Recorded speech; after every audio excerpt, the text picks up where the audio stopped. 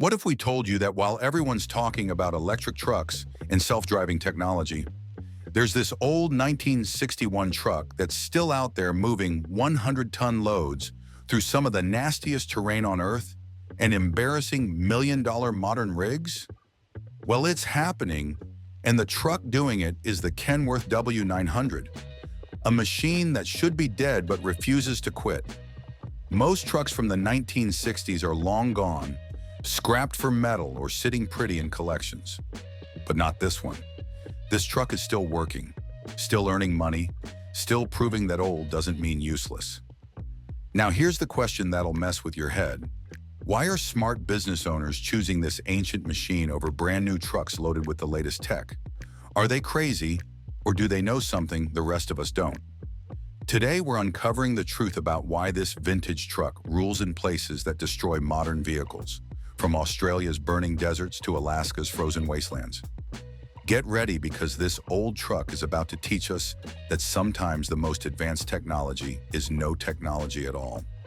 Road train evolution. Let's talk about road trains first.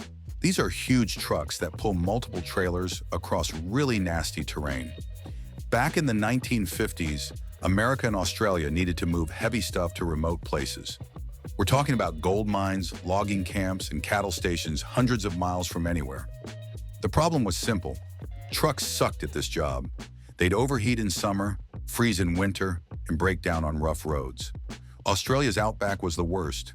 Temperatures hit 50 degrees, which is hot enough to fry an egg on your hood. Flash floods washed out roads overnight. Trucks died out there so often that drivers called it the truck graveyard. As a result, companies were losing fortunes. They needed trucks that could pull 3 or 4 trailers at once across roads that weren't really roads. Most trucks just couldn't do it. The engines weren't powerful enough. The frames weren't strong enough. And when they broke down 500 miles from help, you were screwed. That's when smart engineers started thinking bigger. What if one super tough truck could do the work of 3 regular trucks? What if you built something so strong it could haul 200 tons anywhere? Kenworth saw the opportunity. They didn't just make another truck, they created the blueprint for road trains that could survive anything. Their goal was simple: build a truck that could go anywhere, haul anything, and never break down. The result was revolutionary. By the early 1960s, W900s were setting record. They were hauling more weight, going farther, and lasting longer than anything else on the road. Here's a quick question. Have you ever seen a road train? Let's hear your experience in the comments. History. This is no ordinary truck, so we're going to tell you the history of the Kenworth W900. We'll also bring back up stories that came before the W900, tried to do its job but failed. The W900 hit the road in 1961 when America was changing fast. The highway system was growing, but lots of places were still a wild frontier. Remote areas could only be reached by dirt tracks that killed regular trucks in weeks. Before the W900 changed everything, other trucks tried to do the job. The Mack B61 was the king of long-distance hauling. It came with tough inline 6 engines that made around 200 to 250 horsepower, depending on the year.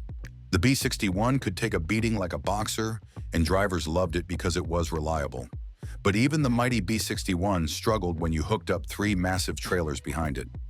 Then there was the Diamond T980. This beast was originally built to move tanks during World War II. It used big V8 and V12 engines that made up to 300 horsepower, which was huge for that time. When the war ended, it started moving heavy stuff for regular companies. It was incredibly strong and could pull almost anything. But it was slow as molasses and not comfortable for long trips. Imagine driving from New York to California in a tank. That's what the Diamond T980 felt like. In 1949, Kenworth made the Bullnose, a different kind of truck with the cab sitting over the engine. It used various engines, including Cummins diesels, that made 150 to 200 horsepower. It was smaller, gave drivers better views, and was easier to fix. This little truck taught Kenworth important lessons about building better trucks. When Kenworth designed the W900, they asked one big question: what if we built a truck that could last forever? They gave it huge engines like the famous Cummins NTC series. These engines came in different sizes, from the NTC 230 making 230 horsepower up to the NTC 400 making 400 horsepower. But the real secret was torque. These engines could produce 1,200 to 1,400 pound-feet of twisting force. That's what moves heavy loads up hills. The frame was made from steel so thick it could stop bullets. Every part was designed so that any mechanic could fix it with basic tools. In Alaska, where it gets 40 below zero, W900s hauled massive pipes while other trucks froze solid like ice cubes. The secret was simple mechanical systems that didn't care about cold. No computers to freeze, no sensors to break. In Australia's burning desert, W900s delivered supplies through dust storms so thick you couldn't see 10 feet. While other trucks choked and died, the W900 just kept going. Soon, truck drivers everywhere were telling amazing stories about W900 heroics. These trucks earned a reputation for completing deliveries when other vehicles failed. Drivers started calling the W900 the Iron King because it just wouldn't quit. They gave their trucks names and treated them like trusted partners. These weren't just machines anymore. They were tools that drivers depended on for their livelihoods. By the 1970s, the W900 had earned a solid reputation. When you had a difficult job that other trucks struggled with, the W900 could often get it done. W900s have built strong performance records over the years. They proved capable of handling demanding conditions that challenged other trucks. It didn't stop there, though. Before we talk about the cultural impact of the W900 and the way it influenced people's way of life, make sure you like and subscribe to this video. Cultural impact. The W900 didn't just conquer roads.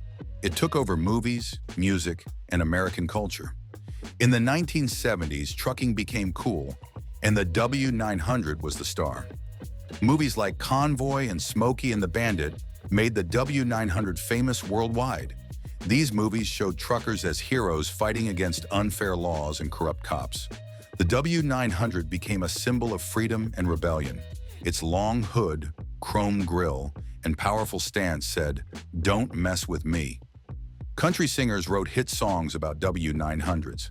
Songs like Truck Drivin' Man and 6 Days on the Road became anthems. Radio DJs who were truckers themselves played these songs constantly. The lyrics talked about life on the road, missing family, and the pride of driving a real truck. At truck shows, W900s were the stars.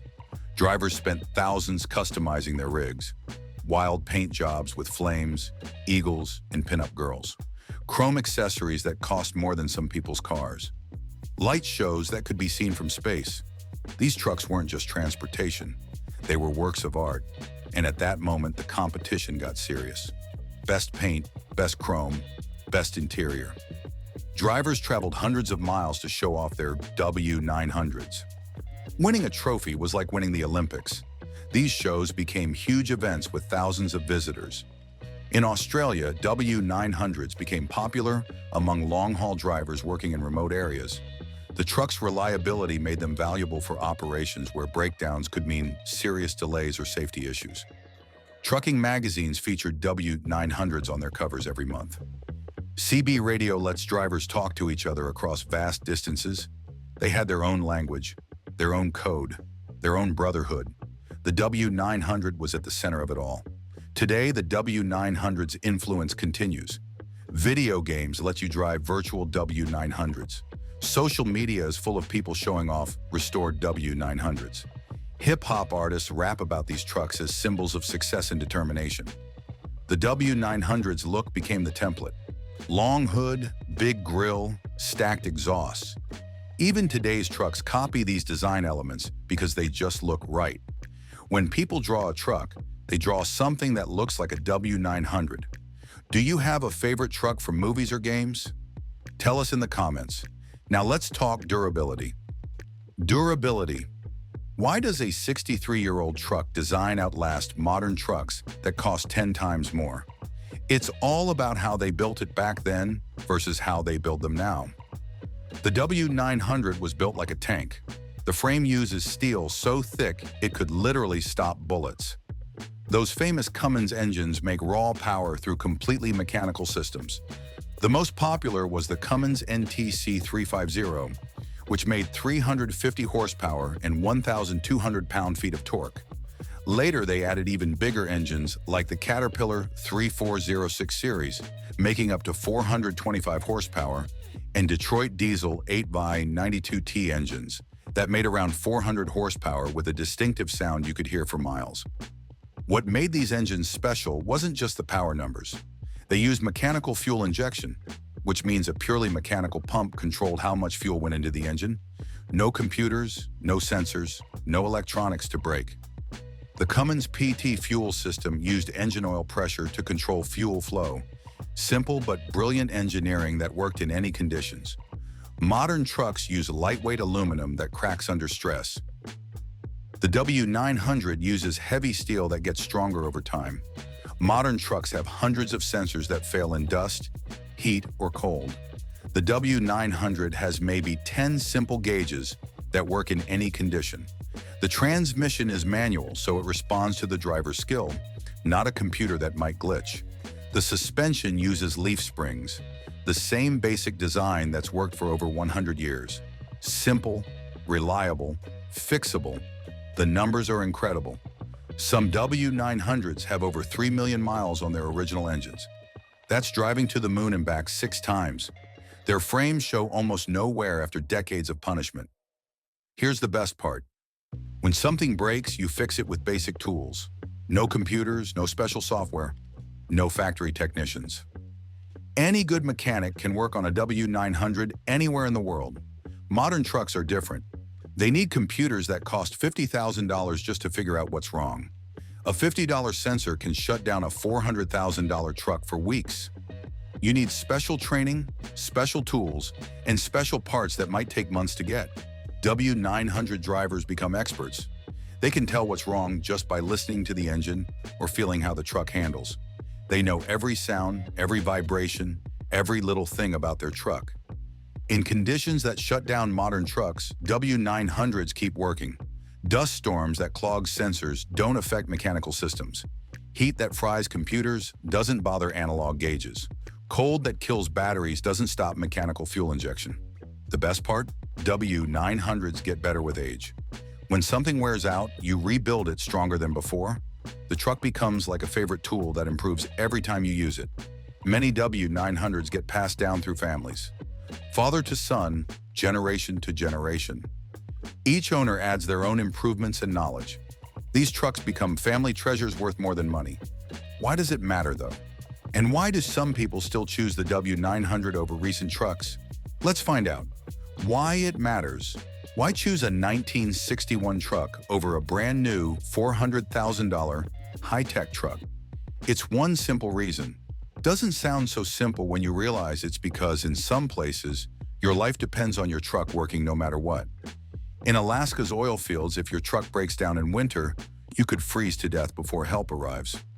In Australia's desert, breakdown means possible death from heat and thirst. In mountain logging areas, equipment failure in winter can strand entire crews for months. Modern trucks are programmed to protect themselves. When conditions get too extreme, they shut down to prevent damage. The computer says, "I'm not going any farther." But the W900 doesn't have those computers making decisions. It just keeps going until the job is done. The money side makes sense too. New trucks lose value fast. They need expensive computer repairs. They become obsolete when new software comes out. A W900 was paid off decades ago and costs almost nothing to maintain. When modern trucks break down, they sit in repair shops for weeks waiting for parts and technicians. The W900 gets fixed in hours and goes back to work. Time is money, and the W900 saves both. There's another. Driving a W900 teaches real skills. You learn to read engine sounds, feel transmission behavior, and understand how the truck handles. Modern truck drivers just push buttons and hope the computers work. W900 drivers become real experts. When a W900 shows up at a job site, everyone feels relief. They know their supplies made it. These trucks have perfect records for completing impossible deliveries. That reputation is worth more than any marketing campaign. W900s can also carry loads that would be illegal for modern trucks. In remote areas where weight limits don't apply, this is a huge advantage. One W900 can do the work of two modern trucks. There's something psychological, too. When everything around you is high-tech and complicated, having something simple and reliable feels good. You know it will work. You can count on it. That peace of mind is priceless. In emergencies, W900s are often the only trucks that can get through. Floods, storms, earthquakes. When other trucks fail, the W900 keeps going. It's like having a reliable friend who never lets you down. Now back to you. Have you ever trusted old tools over new technology? Tell us about it. Next question we're going to answer: can a 1961 truck really beat today's high-tech monsters? Let's find out. Competition.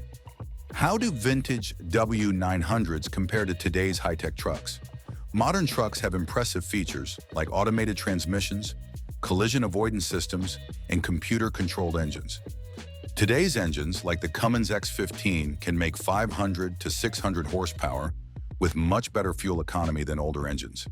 The Caterpillar C15 makes similar power, and Detroit's DD15 can produce up to 560 horsepower. However, modern trucks also rely heavily on electronic systems that can be vulnerable in harsh conditions. These new engines use complex electronic fuel injection with dozens of sensors monitoring everything from air temperature to exhaust gas composition. When sensors get clogged with dust or damaged, the truck's performance can be affected. 900s use simpler mechanical systems that are less affected by environmental conditions. The old Cummins NTC engines in Caterpillar 3406 engines don't have sensitive sensors that can fail in dust storms or extreme heat. The mechanical fuel injection continues working when electronic systems might struggle. An NTC 350 might only make 350 horsepower compared to a modern engine's 500, but it makes that power reliably in conditions that would shut down a computerized engine. Maintenance approaches are also different. Modern trucks often require computer diagnostics and specialized tools for repairs. W900s can typically be serviced with basic mechanical knowledge and standard tools, making them easier to maintain in remote locations. Both approaches have their advantages depending on the application. The choice often depends on operating conditions and maintenance requirements. Viewer challenge. Here's a challenge for everyone. What's the toughest, most reliable machine you've ever seen? Maybe a truck that's been running for 30 years. Maybe a car that survived a tornado. Maybe a piece of equipment that just refuses to die. Tell us your story in the comments. What made that machine special? How did it prove its worth? What conditions did it survive that destroyed everything else? This is about celebrating machines with soul, engineering that works, and the people who understand that sometimes old school is the best school. Maybe your grandfather had a truck that ran for 40 years. Maybe you know a farmer with a tractor from the 1960s that still works every day. Maybe you've seen construction equipment that outlasted 3 generations of better replacements. Hit that like button to join the challenge. Let's build the ultimate collection of machines that refuse to quit. So what's next for these legendary trucks? The future is tricky. New laws favor cleaner, computerized trucks. Some rules might force W900s off the road, despite their perfect safety records. Environmental agencies want zero emissions. Safety regulators want electronic systems. These rules assume that newer is always safer and cleaner, but they don't consider places where W900s are the only trucks that work. The regulatory pressure is getting more intense every year. Many countries are pushing emission zones in major cities. These rules make sense for urban areas with lots of traffic and pollution, but they also threaten trucks that mainly work in remote areas where they're not causing environmental problems and where alternative solutions don't exist yet. Famous museums are definitely interested in preserving W900s. These institutions recognize them as important pieces of industrial history that represent a different approach to engineering. But preservation means ending their working lives, which raises difficult questions about whether these trucks are more valuable as static exhibits or as working examples of reliable technology. Something interesting is happening in various industries, though. Companies operating in extreme environments are starting to question whether high-tech is always the best approach. When your operation is hundreds of miles from the nearest computer technician, simple and fixable starts looking pretty attractive. Military organizations have always understood that complex systems can become liabilities in combat. There's growing interest in equipment that works without GPS, without computer networks, and without electronic support systems. The W900's approach of mechanical reliability over electronic sophistication fits this thinking perfectly. Emergency response teams face similar challenges. When natural disasters knock out power grids and communication networks, electronic systems become useless very quickly. Equipment that can operate independently without external support becomes incredibly valuable in these situations. Engineering education is also starting to include discussions about appropriate technology. Students are learning that the best solution isn't always the most advanced solution. Sometimes the right answer is the one that works reliably in real-world conditions. The principles that made W900 successful are finding new applications in unexpected places. The idea of building things to last, making them simple to understand and repair, and prioritizing function over features appeals to people frustrated with disposable technology. Today, W900s are still out there doing impossible jobs, still proving that sometimes the old ways are the best ways, still showing that mechanical reliability beats electronic complexity when the stakes are high. The W900 story forces us to ask important questions about progress and technology. Is newer always better? Should we trust computers with everything? What happens when the power goes out, the satellites fail, or the internet goes down? As our world becomes more dependent on complex technology, the value of simple, reliable alternatives becomes clearer. The W900 represents a backup plan, a different way of thinking about problems, and proof that sometimes the best technology is technology that just works. Whether W900s keep working for another decade or end up in museums, they've taught us something important. Sometimes the best technology is technology that just works. Sometimes the smartest solution is the simplest solution. So here's the big question. Would you trust a 63-year-old truck with your most important delivery? After hearing this story, maybe the better question is, what else would you trust? If this story fired you up, hit subscribe and ring the bell. Tell me, Team W900 or Team Modern Tech? Check out our playlist for more stories about machines that refuse to quit. Keep those wheels turning, and we'll see you on the next haul.